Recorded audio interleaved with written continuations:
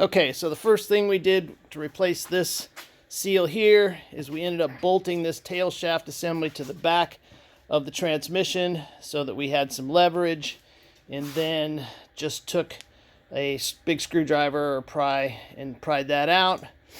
The next thing we did was took a small screwdriver and got between the flange of the seal and the actual piece there and pried that up enough to get a bigger pry in, and finally worked that all the way out. So the new one is in, and now I just removed this large seal ring that goes in the groove around the outside, and I'm going to put the replacement for that in.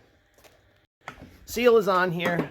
I lubricated it first, and we've got a replacement O-ring going on there. Excellent.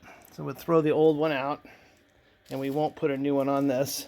This one here, speedometer gear, has got a larger O-ring on it, so that one should be pretty easy to find. There's two in there that look good. I wonder if I have like multiple versions of the same thing. It's like, yeah, just keep pulling them out until you get one that looks good. All right, so this one here had a little snap ring down inside, and then it had a rubber oil seal down in there. So we replaced both those, lubricated it when we did, and then this outside O-ring was replaced with one out of the same bag. Now we're moving on to the exciting disassembly of the reverse clutch pack. So we've compressed the springs enough that this end of the retaining ring will move, and now I'm going to attempt to twist this and then force a smaller screwdriver into that gap and then work it around. So wish me luck, I don't put any eyeballs out. While one of us was holding the drum, I was taking the screwdriver and rotating this in order to create a gap up there, and then the third pair of hands held the screwdriver in there. That opened up a gap there, and so forth, and we were able to finally get it out. So we will keep there. That just brought it out. All right, I love one-handed jobs because I can video in one hand at the same time. So now we'll take it apart and look at inside. This could be interesting. Okay, so we got it apart. As I started removing things, they flipped over from where they were in here. So when I go to put this back together, everything just, follow my hand, rotates back in to go inside here. Now, there's more disassembly that could happen. We could press this outer ring down or remove a retaining ring, replace these springs, but I think that's all hard pack stuff. So now Henry here is struggling to cut this package in half with a dull razor blade. That was part of the test. So we have the intermix of the metal and then the friction discs, and they will replace this stack exactly as you see here. There we go.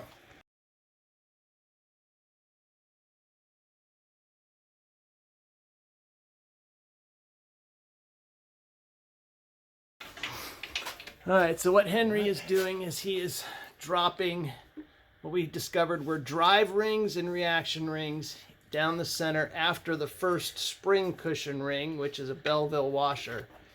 And Jeff has lubricated each of these rings as we're dropping them in. There's a little notch Henry discovered that those all line up. Now the key is to have all the internal teeth lined up with each other, because the next piece to go in is this guy. So as we look down in, he did a marvelous job.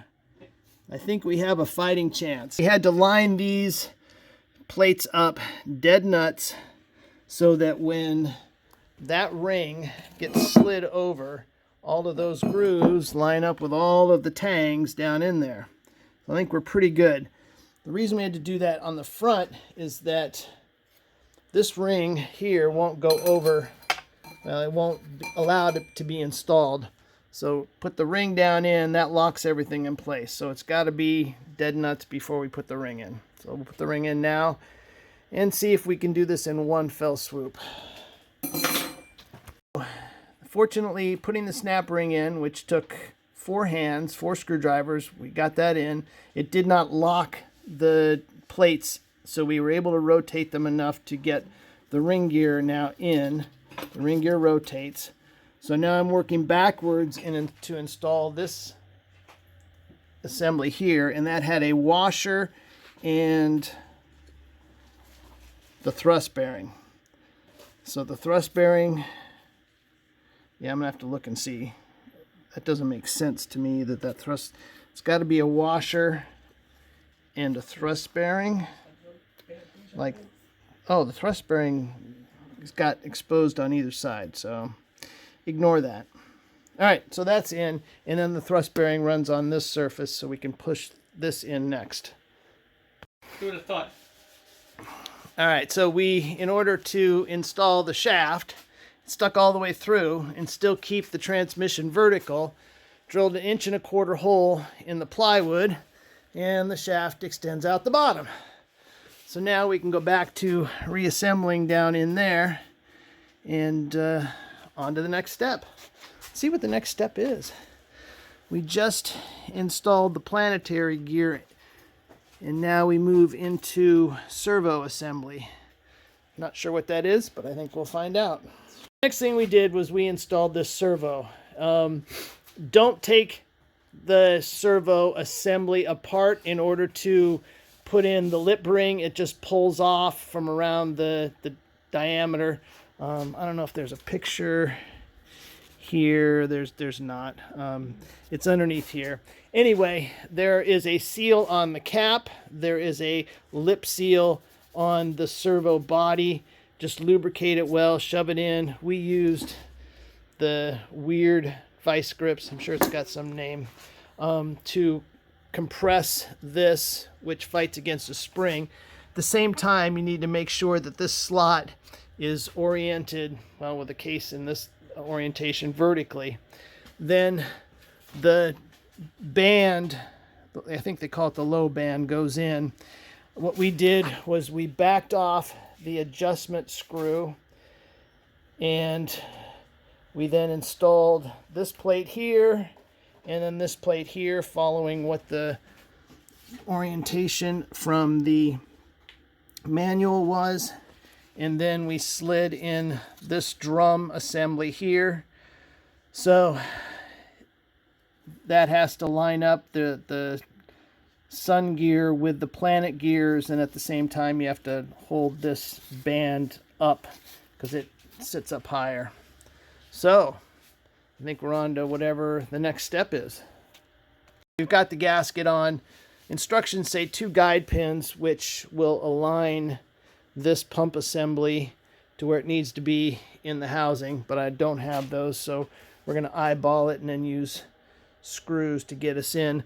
The instructions here say, after the guide pin and gasket, install 2 input shaft hook type oil seal rings. We need to find out where those go. I'm assuming they go somewhere on a shaft, so I'll figure that out. We replaced what they call the hook rings, which are these black seals. They're metal seals. There's 2 on the shaft of the pump, and then there's 2 smaller ones on the shaft the input shaft. So then the next instruction is to install this into here, and it sticks out, and then install the whole assembly into there. The manual says to turn this stud, it's a threaded stud, in until you get 40 inch-pounds of torque.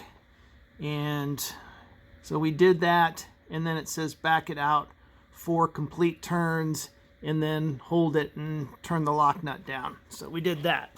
So that took care of the low band adjusting, and they say there's a cap, but I didn't get a cap with mine. So now they want us to install the speedometer driver. For this, we move it into horizontal. So Henry and I will pull it up out of there and place it on the stronger table. So the directions for the speedometer gear, which is shown here, is to get a bunch of these special tools which set how far along the shaft the bevel gear which drives the speedometer gets placed. So on the actual part here, we tried sliding it, and it has to go somewhere in there, and they're kind of like, we see some witness marks if the light is right.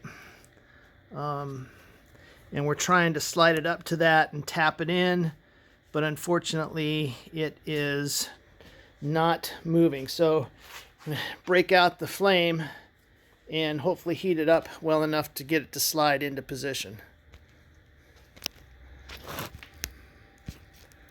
Come on. All right, we heated the gear up and we tapped on it and tapped on it and heated it up and tapped on it and did that for a few tries until we centered that gear in the opening where the speedometer drive goes.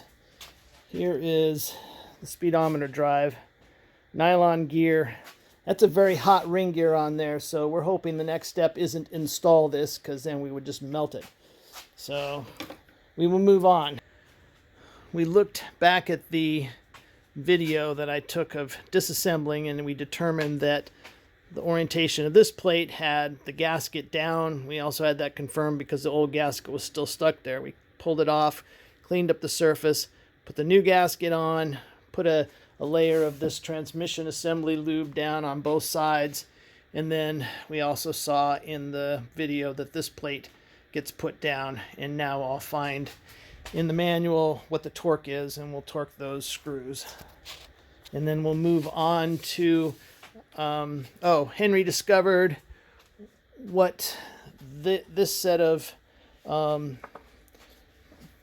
rods, pins, shafts, actuators, they go in this hole back here, and they're controlled by this vacuum modulator. So I believe as you change manifold vacuum from the carburetor, it pushes or pulls those two control rods, and then they uncover or cover passages within this control body underneath here. And then this one is the one that goes in through a hole. Hole in, yes, thank you, through the hole in this guy. And that one we don't worry about until we're at that step of installing that valve body. It's good to go now and figure out everything we know we still need to install before we get too much ahead of ourselves. So we'll do that now. We've put this valve body on here. We've decided the best place for this wire retainer is there. We've plugged the wire in here. We've run in all the screws we have, but lo and behold, we have an empty hole. So we're going to do a little sleuthing. I'll look back at the video that we had just to make sure that, I think we found it. yes. Well, all right, we're going to look at it. It looks like it belongs, doesn't it? All right, we're going to look at this guy and figure out where he goes, because, yeah, I remember taking him out. So we'll look at the video, because the manual's kind of being vague in some of this stuff right now. And I'll get back when we figure out. So Henry is tightening up that one. It's holding this detent spring that will hold the shifter in position. One of the tricky things that I would warn you to do is to install this whole setup into the valve body before you screw the valve body in place, because it is a bear to get that in. We had to struggle, but it's in and everything shifts fine. So all of these screws get the same 10 foot-pounds of torque that those screws did, and we're not missing any because that one was with the detent spring. So it looks like we're running out of things on the underside to do. We put the new seal ring around there. These are larger bolts. They got 30 foot-pounds of torque on them, which seemed like a lot, but actually they're bigger, so I won't get too excited about that. We did determine that this opening for the speedometer drive faces the opening for the governor drive. We went through all the parts that are left in here. We're pretty optimistic, positive that we've accounted for everything that's left. So that leads us to the point where we can go ahead. We've got an O-ring on the strainer. We'll go ahead and install the strainer now and go from there. The replacement strainer, the one that I paid for, is in the garbage. Why is it in the garbage? Well, when we installed it in here, we could not get it installed far enough into the transmission housing such that it would not interfere with the installation of the transmission cover. I had previously cleaned this one out real well and blew it out with a lot of compressed air, and I'm confident I got all the chunks of stuff out of there. We're reusing that, but that also meant we had to reuse the O-ring that was with this one because the replacement O-ring was thicker and it just got sheared off when we pushed it in there. So we had to back out one of these valve body to housing screws because it holds the strainer in place in this assembly, different than the other one, but that's what was in there. So now we should be able to install that. One of the things I'm going to do is check and make sure that all of these holes on the flange are flat so that we get good compression of whichever pan gasket, that one or the one that came in the kit underneath, the cork one, gets a good compression all across between all of the screws. So I'm going to get out a straight edge and take a look at that. All right, Henry's putting some of this transmission pre-lube stuff in there for where we're going to seal the rubber gasket. But we've got the strainer in place.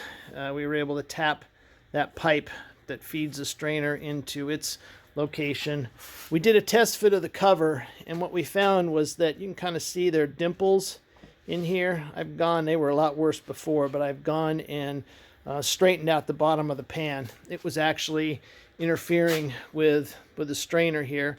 So now we've got a good fit with clearance and took care of those dents. So the job is don't put any more dents in your transmission pan from now on.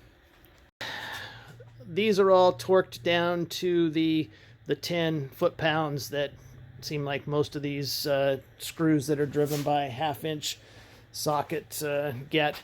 We also put the governor in, and the governor got a lot of this lubrication on the rotating parts of the shafts. Interestingly enough, there is a button on this cover. You can see kind of a dimple. Well, that corresponds to a little bump on the inside. That keeps the governor from coming out. And we also lubricated that very heavily. And then we put the paper gasket in. It got grease on both sides, and now we're torquing that again to the 10 foot-pounds that everything else is getting. Those governor screws were torqued to the 10 foot-pounds or 120 inch-pounds. This retainer screw was torqued to 8 foot-pounds or 96 inch-pounds. And then Henry just put in these guys, and they were torqued to 30 foot-pounds. We put thread sealer on them. I'm going to ask you to go ahead and take a paper towel and wipe off the excess around there. And then the last thing to go in is this vacuum modulator. All right, we have an empty hardware crib, except for these guys, which hold the mount to the transmission case. But I've got a new mount that won't be here until sometime next week, because that one obviously is not usable as is. So everything else is installed. The last thing we did was put the vacuum, what do they call it? Vacuum modulator? Keep calling it vacuum modulator. I guess that's it. And that got lubricated after we put the two pistons, one inside of the other, up into the valve body through that opening. Replaced the O-ring, greased everything, including the pistons, and then installed the retaining plate, torqued that screw down there to that typical 10 10 foot-pounds. Now Henry and I are going to lift the transmission, which now weighs a hell of a lot more, and we're going to put it on this dolly so that I'll be able to roll it around the garage and keep it out of the way while I'm working on that. Exciting times. I attempted to take this to a transmission shop to ask them to flush it out because it's been sitting uncovered for quite a while. Guy I talked to said he doesn't have the machine to do it anymore, nor does he think anybody else in the area does. They stopped making these clutchless torque converters back in the 70s, and so there just hasn't been a need for them. He recommended I go ahead and just add some transmission fluid down the center, shake it around, and then empty the whole thing into a drain pan, and that would be probably the best thing other than just replacing it. Was his initial recommendation. Supposedly can get a stock replacement reconditioned from Rock Auto for like $120 shipping included, but I'm going to try to continue to use this one. It's, you know, in the end, kind of low miles. The shaft here is pretty smooth, so it should seal fine on the new seal at the seals at the oil, or at the, so this should seal fine at the pump, the fluid pump in the transmission, that end, forward end where the new seal is. So get a little more transmission fluid, shake it out, empty it in the pan, and then plug the end again. And actually, I guess I'll just install it, and then it will sit with the transmission under cover until I get to the point where I will install it.